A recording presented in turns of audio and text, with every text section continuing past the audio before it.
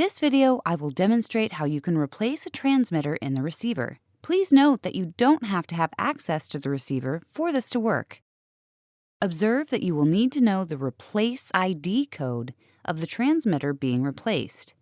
You will find this behind the rubber cover.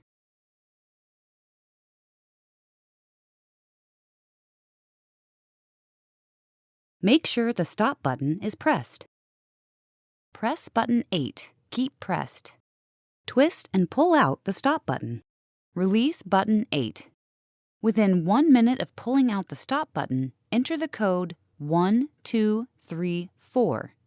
If the code is accepted, the top LED continues to flash green.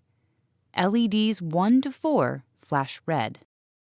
Within 1 minute of entering the 4-digit code, press button 3. The green LED stops blinking. LED 2 flashes red.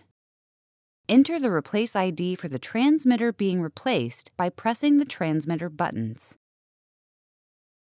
When reaching the last digit in the ID, keep that button pressed. Press the stop button. After approximately 10 seconds, the transmitter switches off. The transmitter has now been replaced.